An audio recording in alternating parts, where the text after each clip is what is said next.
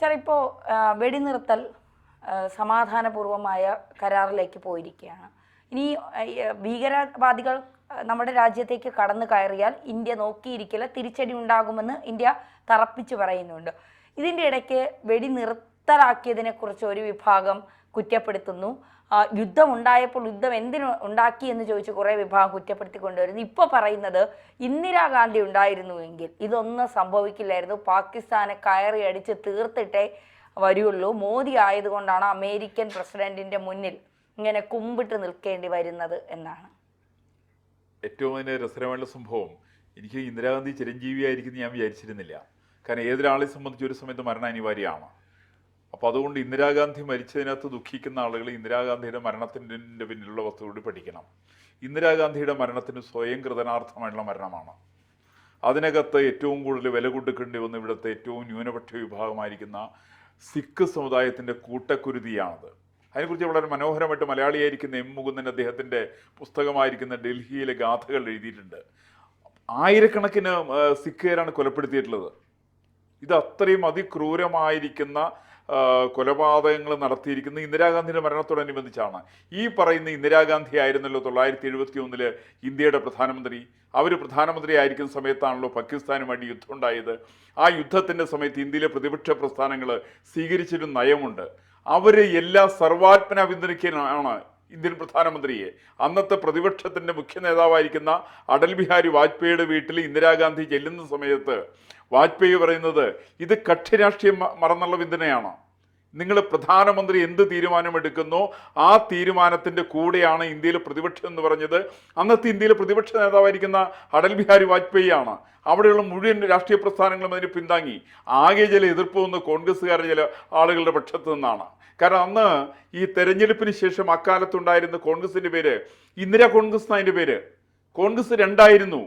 അത് Indian national Congress അല്ല യുദ്ധത്തിലുണ്ടായിരുന്നത്. ആ കോൺഗ്രസ് ഇന്ദിരാഗാന്ധിയുടെ കോൺഗ്രസ് ആണ്.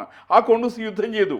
അതിനോട് പോലുമുള്ള പ്രതിപക്ഷത്തിൻ്റെ നിലപാട് ഒരു ഭാരതം എന്ന് പറയുന്ന സങ്കല്പത്തിൻ്റെ അടിസ്ഥാനത്തിലായിരുന്നു. അതുകൊണ്ടാണ് യുദ്ധം കഴിഞ്ഞ സമയത്ത് ഇതിന് നമ്മളൊരു മനസ്സിലാക്കേണ്ട വസ്തുത, നരേന്ദ്രമോദിക്കും ഇന്ദിരാഗാന്ധിക്കുമുള്ള ചില സാമ്യങ്ങൾ ഈ വിഷയങ്ങളെ സംബന്ധിച്ചുണ്ട്. ഈ രണ്ടുപേരും യുദ്ധത്തിൽ ഏറ്റവും കൂടുതൽ പ്രാധാന്യം കൊടുത്ത് പട്ടാളക്കാർക്കാണ്. ഇന്ദിരാഗാന്ധി അക്കാലത്ത് പൂർണ്ണമായിട്ടുള്ള അധികാരം കൊടുത്ത് മനീഷ് ഷായ്ക്കാണ്. ഇന്നത്തെ പിൽക്കാലത്ത് അദ്ദേഹം ഫീൽഡ് മാർഷലായി. ആ ഫീൽഡ് മാർഷലായിരുന്ന മനീഷ് ഷായാണ് യുദ്ധത്തെ പൂർണ്ണമായിട്ട് നിയന്ത്രിച്ചത്. അതുകൊണ്ട് മനീഷ് ഷാ പറഞ്ഞല്ലോ, യുദ്ധം നിർത്തുന്ന സമയത്ത് പോലും കുറച്ച് മണിക്കൂറോട് യുദ്ധം നീണ്ടാൽ പാകിസ്ഥാന്റെ സിംഹഭാഗവും നമ്മൾ കീഴടക്കാൻ സാധിക്കുന്ന അദ്ദേഹം പറഞ്ഞിരുന്നു. പക്ഷേ എന്നിട്ടും ഇന്ദിരാഗാന്ധി യുദ്ധം അവസാനിപ്പിച്ചു. നമ്മൾ യുദ്ധം അവസാനിപ്പിച്ചില്ല ഇന്ദിരാഗാന്ധിയെ കുറ്റപ്പെടുത്തുന്നില്ല. കാരണം ഒരിക്കലും 10-13 ദിവസക്കാലത്തോളം നീണ്ടു നിൽക്കുന്ന യുദ്ധം കൊണ്ട് ബംഗ്ലാദേശ് എന്ന് പറയുന്ന ഒരു പുതിയ രാജ്യമുണ്ടാക്കുന്നതിൽ ഇന്ദിരാഗാന്ധിക്ക് പങ്കുണ്ട്. അത് നമ്മൾ ചുരുക്കി കാണുന്നില്ല. പക്ഷേ അതിനോടനുബന്ധിച്ച് നടക്കുന്ന ഷിംല കരാറുണ്ട്. ആ കരാറിനെ സംബന്ധിച്ച് പറയാതിരിക്കാൻ നിവൃത്തിയില്ല. അത് ആ കരാർ എന്തുകൊണ്ടാണ് ഷിംലയിലേക്ക് പോയത് അതിനൊക്കെ സംബന്ധിച്ച് മറ്റു പലരും പല ആഖ്യാനങ്ങളും വ്യാഖ്യാനങ്ങളും കൊടുക്കുന്നുണ്ട്. ഞാൻ അതിനെക്കുറിച്ച് ഞാൻ സംസാരിക്കുന്നില്ല. മറിച്ച് ഷിംല കരാറിന് വേണ്ടിയിട്ട് സുൽഫിക്കർ അലി ഭൂട്ടോ ഇന്ത്യയിൽ വന്ന് താമസിക്കുന്നത് 7 ദിവസക്കാലമാണ് വരുന്നത്. 7 ദിവസക്കാലം നീണ്ടു നിൽക്കുന്ന ഷിംലയിൽ നടക്കുന്ന മാരത്തോൺ ചർച്ചകൾക്ക് ശേഷമാണ് ഷിംല കരാറിൽ ഒപ്പുവെക്കുന്നത്. ആ കരാറിൽ ഒപ്പുവെക്കുന്നതിൻ്റെ അടിസ്ഥാനത്തിൽ 90,700 പരം വരുന്ന പാകിസ്ഥാനി പട്ടാളക്കാരെ നമ്മൾ നിരുപാധികം വിട്ടയക്കുകയാണ്.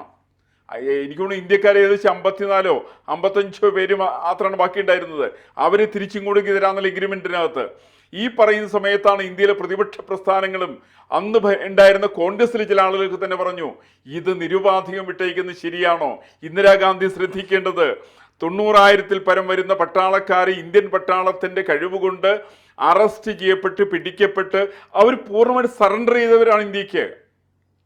അവിടുത്തെ പട്ടാള മേധാവി അടക്കം അവർ സറണ്ടർ ചെയ്തിട്ടുള്ള ആളുകൾ വിട്ടുകൊടുക്കുന്ന സമയത്ത് എന്തുകൊണ്ടാണ് പണ്ഡിറ്റ് ജവഹർലാൽ നെഹ്റുവിൻ്റെ കാലത്ത് 1947 ഒക്ടോബർ മാസത്തിൽ പാകിസ്ഥാൻ പിടിച്ചെടുത്തിട്ടുള്ള പാക് അധീന കാശ്മീർ എന്ന് പിൽക്കാലത്ത് അവർ വിളിച്ച POK എന്നറിയപ്പെടുന്ന സ്ഥലം അത് എന്തുകൊണ്ടാണ് ഇന്ത്യക്ക് വിട്ടുകിട്ടിക്കൂടാ എന്ന് ചോദിച്ചത് അന്നത്തെ പ്രതിപക്ഷം മാത്രമല്ല ഭരണകക്ഷിയിലെ പലരുമാണ്. അന്നത്തെ യുവതുർക്കികൾ ഈ ആവശ്യം ഉന്നയിച്ചിരുന്നു.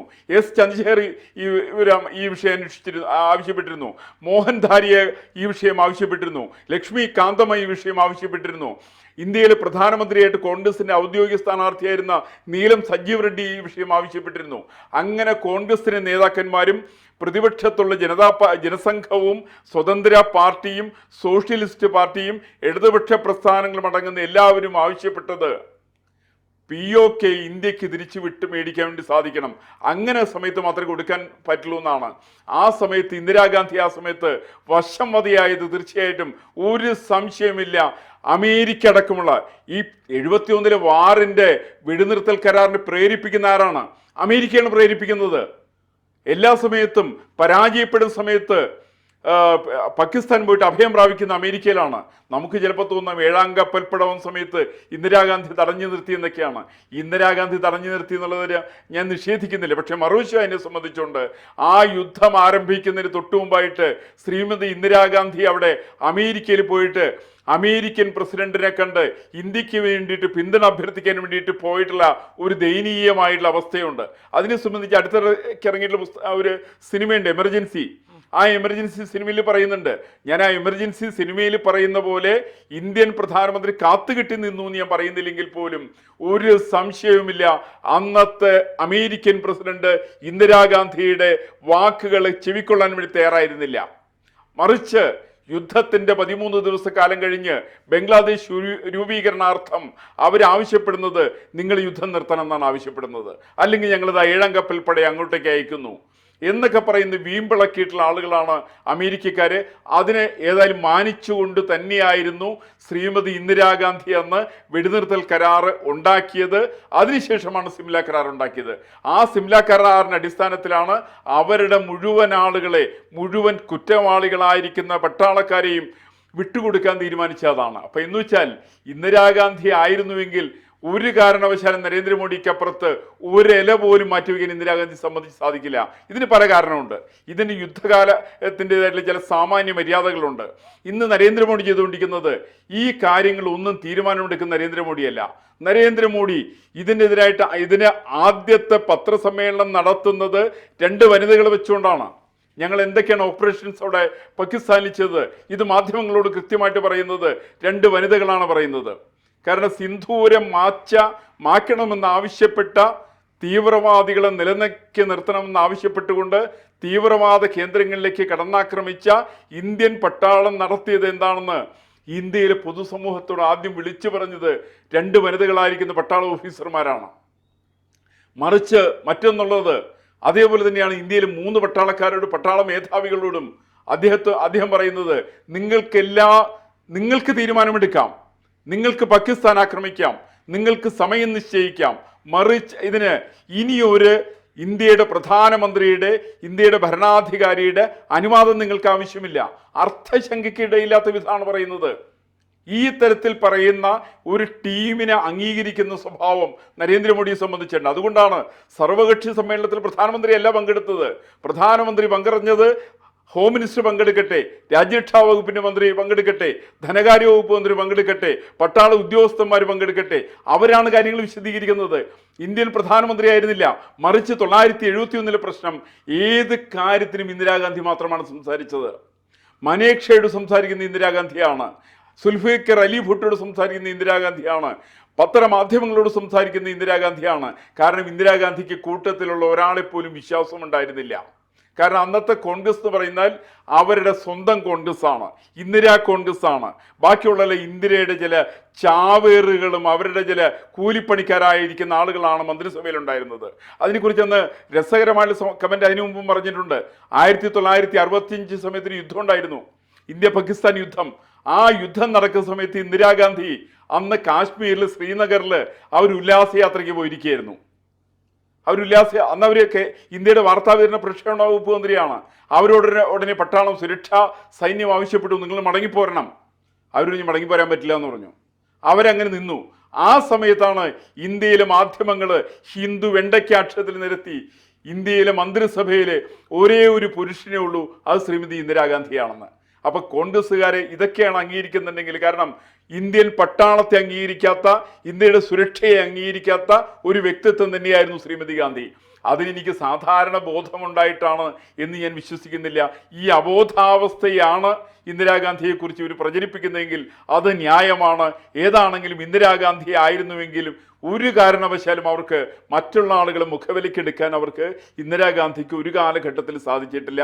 അവർക്ക് ആകെ വിശ്വാസം അവരിൽ മാത്രമായിരുന്നു. അവരുടെ വിശ്വാസം അവരുടെ മക്കളിലായിരുന്നു. എന്നിട്ട് പോലും അത് ഞാൻ സഞ്ജയ് ഗാന്ധിയുടെ വിഷയം ഞാൻ വേറെ സമയത്ത് പറയാം. അവർക്ക് ആരെയും വിശ്വാസം ഉണ്ടായിരുന്നില്ല. സ്വന്തം ഭർത്താവിൽ വിശ്വാസം ഉണ്ടായിരുന്നില്ല, സ്വന്തം മക്കളിൽ വിശ്വാസം ഉണ്ടായിരുന്നില്ല, അച്ഛനിൽ വിശ്വാസം ഉണ്ടായിരുന്നില്ല, കോൺഗ്രസ് പ്രസ്ഥാനത്തിൽ വിശ്വാസം ഉണ്ടായിരുന്നില്ല. അതുകൊണ്ട് അവർ സ്വന്തമായിട്ടൊരു കോൺഗ്രസ് അവരുണ്ടാക്കി. ആ കോൺഗ്രസ്സിന് ഇന്ത്യൻ നാഷണൽ കോൺഗ്രസ്, ഇന്ദിര എന്നുള്ള പേരും കൊടുത്തുകൊണ്ട് കോൺഗ്രസ് സ്ഥാനാർത്ഥിയെ, അതായത് കോൺഗ്രസ് തീരുമാനിച്ച് ഇന്ത്യൻ പ്രസിഡന്റിനെ പോലും മാറ്റിക്കൊണ്ട് സ്വന്തം സ്ഥാനാർത്ഥിയെ പ്രസിഡന്റാക്കിയിട്ട് തീരുമാനിച്ചിട്ടുള്ള തികച്ചും വ്യക്തിപരമായുള്ള കാര്യങ്ങൾക്ക് പ്രാധാന്യം കൊടുക്കുന്ന വ്യക്തിയായിരുന്നു ശ്രീമതി ഇന്ദിരാഗാന്ധി എന്നുള്ളത് എനിക്ക് ചരിത്ര പഠനത്തിൻ്റെ അനുഭവത്തിൻ്റെ അടിസ്ഥാനത്തിൽ പറയാൻ വേണ്ടി സാധിക്കും.